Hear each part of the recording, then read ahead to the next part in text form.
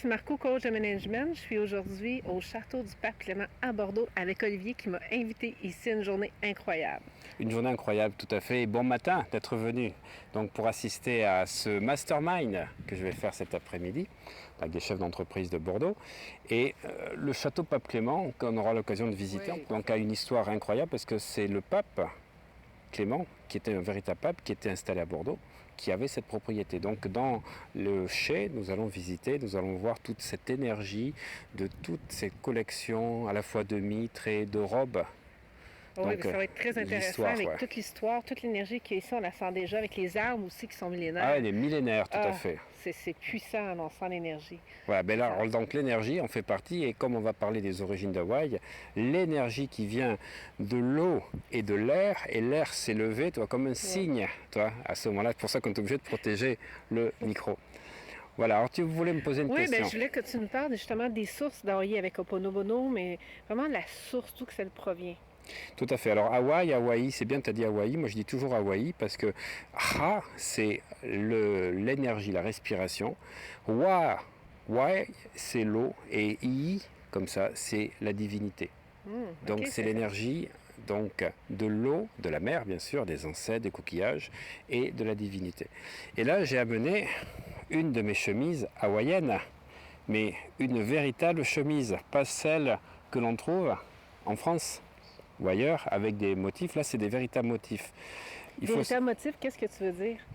Si tu veux, tu as là donc ce qu'on appelle, il y a la fougère, donc qui est l'abondance.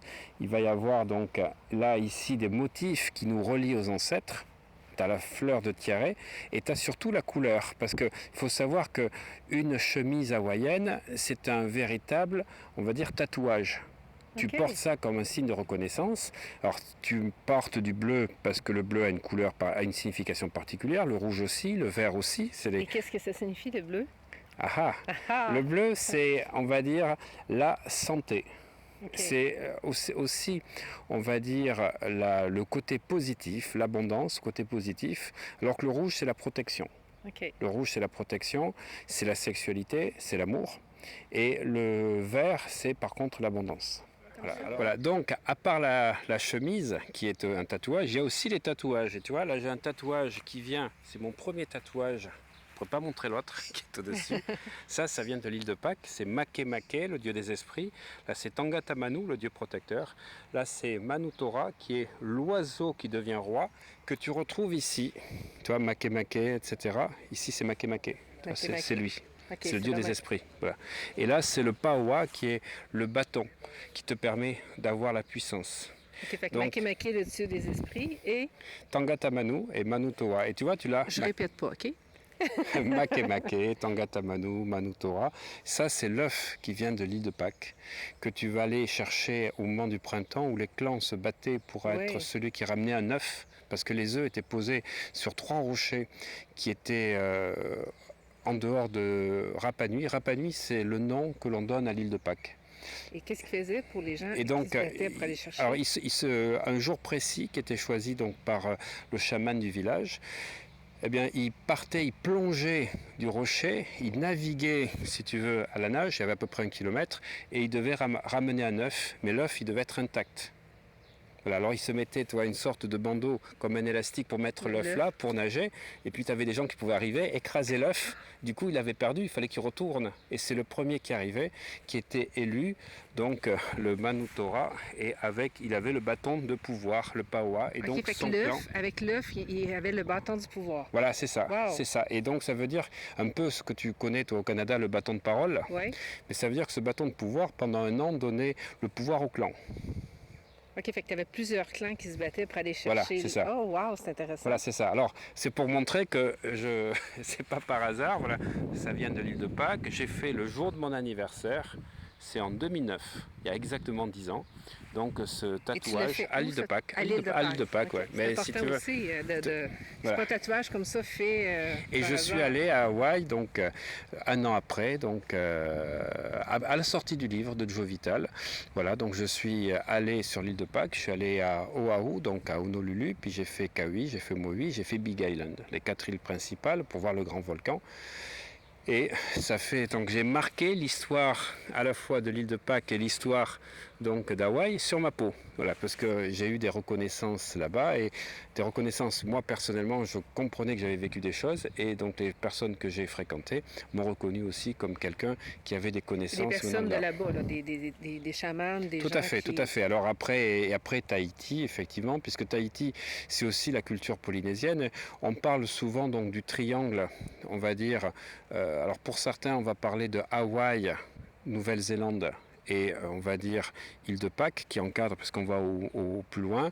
Et puis les Polynésiens vont plutôt parler donc des Marquises, Tahiti, Hawaï, puisque l'île de Pâques vient d'abord de 7 navigateurs qui viennent des îles Marquises.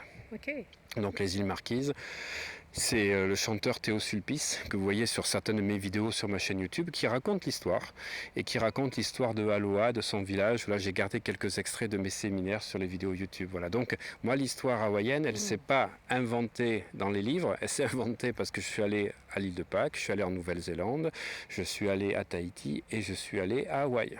Voilà. Parce que tu t'es déplacé là-bas, l'histoire est venue aussi vers toi parce qu'il y a des gens qui vont se déplacer, mais ils n'ont pas aussi de richesse que toi avec ces connexions-là. Tout à fait. Important. Mais si tu veux, ce qu'il faut savoir, c'est que je le faisais, moi, avant qu'on parle du Ho'oponopono. C'était des connexions que j'avais. J'ai eu la Chine et puis les pays asiatiques. J'ai eu l'Amérique du Sud. Mais si tu veux, ce n'était pas une histoire commerciale. Ce qu'il faut comprendre, c'était vraiment un parcours initiatique personnel. Ouais. Et j'y suis allé donc à la sortie du livre Ho'oponopono parce que je voulais, après avoir connu l'île de Pâques, et je m'étais imprégné déjà de pas mal de secrets de l'île de Pâques, parce que c'est énigmatique, il y a plein de choses, pour découvrir ce qui se passait à Hawaï. Et c'est comme ça qu'est vécue cette véritable, on va dire, liaison que j'ai eue avec même une habitante. Mais oui, voilà. Oui, tu étais fiancée, je crois. Hein? Oui, tout à fait, voilà. Mais si tu veux, le chamanisme et les différentes tribus, après, sont dans des règles. Voilà. Et le pono, c'est ça, ce sont des règles. Voilà. Et moi, je ne suis pas trop aujourd'hui dans les règles. Je considère qu'on est des fois dans des enfermements. Le monde évolue. L'ancien monde a laissé des traces intéressantes, mais il y a un nouveau monde qui se fait. Et justement, le pono, c'est la rectitude. Alors le pono, pour donner l'origine du mot Ho'oponopono, alors c'est réparer ce qui a été blessé, mais c'est aussi autre chose, c'est rectifier, parce qu'on dit pono, et le ho, c'est commencer une action. Roro. Okay. Roro, pono. Et en fait, quand on met pono 2 fois d'affilée, dans la langue hawaïenne, ça veut faire, si tu veux, une sorte de survalorisation. Donc ça veut dire qu'on va réparer de manière divine. C'est-à-dire que ce n'est pas une réparation, nous, mais comme c'est fait 2 fois, ça se passe à un autre niveau. D'où l'importance de « je te bénis » aussi. Exactement, je te bénis et tu comprends l'histoire donc d'être toujours dans ses racines, puisque comme je le disais dans une vidéo juste avant, donc les racines viennent du ciel, ce sont nos ancêtres qu'il faut honorer. Voilà, et donc le Ho'oponopono s'inscrit dans une tradition avec des chakras dont j'ai parlé juste avant, qui sont dans un ordre inversé. Ça, personne ne le sait, personne n'en parle parce que c'est pas dans les livres. Ça, ce sont les chamans qui me l'ont appris. Tu as le premier, le deuxième, troisième, quatrième, cinquième, sixième, septième. Et là, puisque nous avons parlé hier de la Huna, oui, donc la Huna, la doctrine secrète. Oui. Alors les Kahuna, donc il faut savoir que ça a 2 significations. Ka et Una, c'est-à-dire le gardien de l'expérience secrète ou celui qui connaît la connaissance cachée. Mais ça veut dire aussi quelque chose que personne ne connaît. Ka, Hu et Na. Et là, on ne dit pas Una. Ça veut dire celui qui possède le Hu, l'énergie masculine, et le Na, l'énergie féminine. Oh, très intéressant. Ça te parle? Oh, ouais. Tu vois, on en apprend plein de choses. Quand on est en contact des vrais sachants. Les sachants, les komu, comme ils disent. Les komu, ce sont les sachants. Ce sont ceux, avant qu'on donne le nom de Kahuna, il y a plusieurs noms, il y a les Ali, etc. Ce sont les chefs de clan, etc. Parce que le nom Kahuna a été donné par Max Freedom Lang, donc qui est un Américain, qui a essayé de percer le secret des Kahuna, mais c'est lui qui les appelait comme ça. Mais il n'a pas été en contact avec eux, encore une fois. Okay. Donc souvent, les livres qui parlent des choses, des connaissances, ils ne sont pas écrits par des autochtones. C'est ça qui est embêtant. Voilà, donc... Est-ce que tu peux, avec ça, faire un petit exercice tout à fait. On va faire un exercice. Alors, on va parler de la Huna. La Huna, il y a 7 principes qui ont été rendus, donc après, populaires par... je suis en train de chercher son nom. Là, on fera voilà, tu feras juste une petite coupure.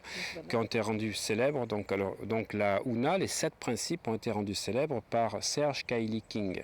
Donc, qui a été recueilli, c'est un Américain qui a été recueilli, il est orphelin donc par un couple d'Hawaïens. Il avait fait donc déjà donc du chamanisme mais africain. Donc Ok. il y a un mélange, alors c'est pas toujours pur parce qu'il y a le fa avec le lancer de coquillage, mais qu'il faut le fa exactement, mais qu'il ne faut pas confondre avec les coquillages, les poupous que l'on a chez les Polynésiens. C'est pas pareil, on ne fait pas la Ok. Fait que divination lui, de il a la même manière. mélangé ces deux Voilà, chamanismes. c'est ça. Donc si tu veux, le premier principe, c'est le Ike. Le Ike, c'est la conscience des choses. Le monde est tel que tu le vois. Ike. Ok. Deuxième principe, c'est Kala. Tu n'as que tes propres limitations. C'est tes croyances qui créent ta réalité. Alors le monde est tel que tu le vois. Si tu penses que le monde est, va dire, fou, ben, tu vas voir que des gens fous. Si tu penses que le monde est, est fait que de gens qui font du négatif, du mal, tu vas voir que ça. Si tu penses que la vie est un jeu, c'est un jeu. Sur quoi si tu portes focus, ça le devient, ça le devient. Mais toi, ça a un sens dans ce qu'on pratique. Le troisième principe, après le Ike et le Kala, c'est le Makya. Le Makya, c'est l'énergie va là où tu portes ton attention. Eh oui. Quatrième principe, c'est le Manawa. Manawa. Et ça va te parler, puisque toi, c'est au présent. Ben, c'est ça. Le Manawa, c'est l'énergie, enfin le secret est dans l'instant présent. Dans l'instant présent. Voilà. Le cinquième principe, c'est le Alora, l'amour. Aimer et être aimé. Rien ne vaut la vie si tu n'es pas aimé et si tu n'aimes pas. Sixième principe, c'est le mana. Tout vient de l'intérieur. La puissance de l'intérieur va donner tes réalisations extérieures. Pas de l'extérieur. Voilà, c'est ça. Et c'est pour ça qu'on comprend toutes ces pratiques que l'on retrouve chez les Maoris ou les Maoris. Donc les Maoris, c'est en Tahiti. Les Maoris, c'est ce qu'on trouve plutôt en Nouvelle-Zélande. Là, on a aussi à Hawaï. Donc il y a une prononciation différente. C'est-à-dire qu'on va cultiver le mana avec le haka par exemple, et puis on a différents haka, le haka de la tortue, le haka de la barque, le haka de l'homme, où on fait des gestes un peu comme une sorte de tai chi chuan pour prendre l'énergie. Parce que ce qu'on souhaite aux gens, c'est le bon mana. Je te souhaite le bon mana. Ce qu'on veut, c'est ne pas avoir le mauvais mana. Non. Voilà, c'est ça, c'est ça. Et le septième principe, c'est le pono. Le pono, c'est rectifier les choses, c'est vivre dans la rectitude avec des valeurs. D'où le Ho'oponopono. Voilà, Ho'oponopono. Alors, ça, tu vas le trouver dans des livres. Par contre, quand je te dis que les chakras sont dans un certain ordre et que je te donne, et ça c'est dans ma formation en ligne et c'est dans les séminaires que j'explique, en fait, que tu associes tout. Le premier chakra, c'est le Ike. Et oui, le septième, chez les hindous, ou la couronne, ben, c'est la conscience. Oui. Le monde est tel que tu le conçois. Deuxième chakra, Kala, donc libéré, c'est je suis libre et libéré, c'est de mes croyances. Ce sont mes croyances qui m'emprisonnent. Et effectivement, c'est la clairvoyance. C'est comment tu vois au-delà des choses. Le troisième, c'est le Makya. Le Makya, ben, écoute bien, c'est là où tu portes ton attention. Donc sur quoi tu portes ton attention quand tu parles. Manawa, le cœur, c'est l'instant présent. C'est aimer, mais dans l'instant. Et le Aloha, eh ben, c'est pas le cœur, le Aloha, c'est le plexus. Enfin, c'est du plexus jusqu'au nombril, parce que c'est toute cette zone-là. Donc c'est j'aime et je suis aimé. Et j'ai fait des vidéos avec Naïs où j'ai dit j'aime et j'aimais, J', E-M-E-T-S, parce que j'aimais l'amour et j'aime. J'aimais, oui. Voilà. Le mana, c'est au niveau des organes sexuels, c'est la force. La puissance, la puissance. Et le septième chakra, c'est le pono, la rectitude. Et ce que je dis, ce qui est intéressant, c'est que dans la pratique hindoue, on dit toujours que les organes sexuels, c'est le premier chakra. Deuxième, c'est le nombril. C'est pas du tout ça chez les Hawaïens. Chez les femmes, l'organe sexuel est situé au niveau du deuxième chakra. En Kriya Yoga, c'est le deuxième. Voilà. Qui vient de l'Inde aussi, mais et les hommes, voilà. Donc en fait, si tu veux, tu comprends que dans le tantrisme, on va expliquer ça, tu as le premier et le second. L'homme et la femme ne sont pas situés aux organes sexuels au niveau du même chakra. Et donc tu en as un qui accueille l'autre. Et donc le mana, la force, ne peut être recueilli que par la femme. Et oui, on comprend. Donc la sexualité tantrique sacrée qui permet d'expliquer des choses. Voilà, alors ce qui est intéressant, je vais reprendre donc les amis, à la fois les chakras et les conceptions. Là, c'est le Ike, le mantra qui correspond, c'est je suis conscient. Je suis conscient, je suis conscient. Là, c'est je suis libre. Je suis libre. Alors moi, j'ai rajouté, ça vient de moi, libre et libéré. Ah, libre et libéré. Parce que libérer, ça veut dire que je fais tomber toutes les croyances. Troisième chakra, je suis concentré. Là, c'est je suis présent. Cinquième chakra, c'est je suis aimé et j'aime. J'aime et je suis aimé. Sixième chakra, je suis fort. Je suis fort. Septième chakra, eh bien, je suis guéri. Le Pono.